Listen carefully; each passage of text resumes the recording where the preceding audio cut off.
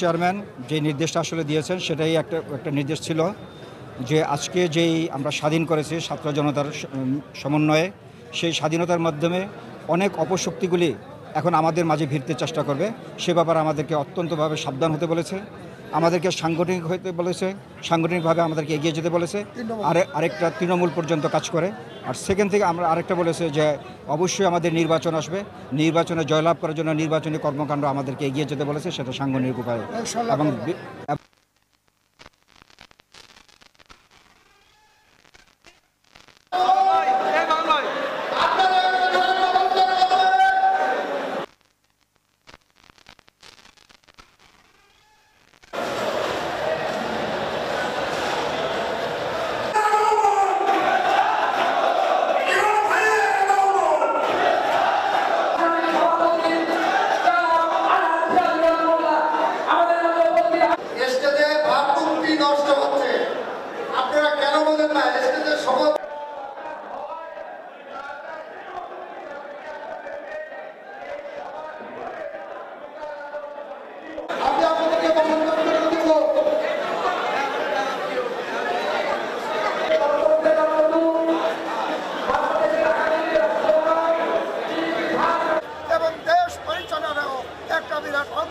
ভূমিকা সে রাখতে পারবে।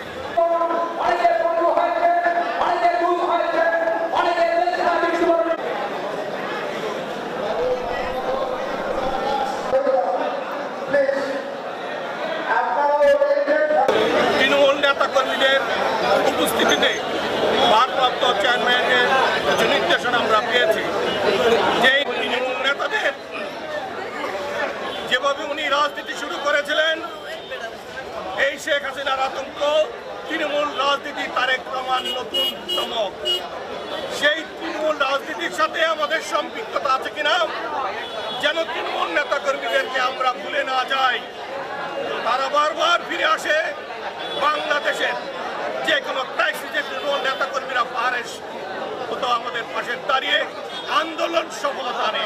তাদের সদয় হয়ে সাংগঠনিক নিয়ম নীতি মেনে তাদেরকে শক্তিশালী করার পরামর্শ এবং তাদের সাথে যোগাযোগ বাড়িয়ে এবং সামনের যে কোনো আন্দোলনে তাদেরকে প্রস্তুত রাখার জন্য নির্দেশনা দিয়ে ভবিষ্যতে জাতি গঠনে তৃণমূল নেতাদের উপস্থিতি এবং পাশে রেখে ইনশাল্লাহ আমরা নতুন একটি বাংলাদেশ গড়ার স্বপ্ন দেখি তারেক রহমানের নেতৃত্বে। ইনশাআল্লাহ আমরা চাই এদেশের মানুষকে নিয়ে একটা নতুন বাংলাদেশ গড়ব, স্বৈরাচার মুক্ত, সার্বভৌমত্ব, অর্থনীতির পরিবর্তন, অর্থনীতির উন্নয়ন, দেশ গড়ার কাজে আমরা সকলে নিয়ে যেতে ইনশাআল্লাহ।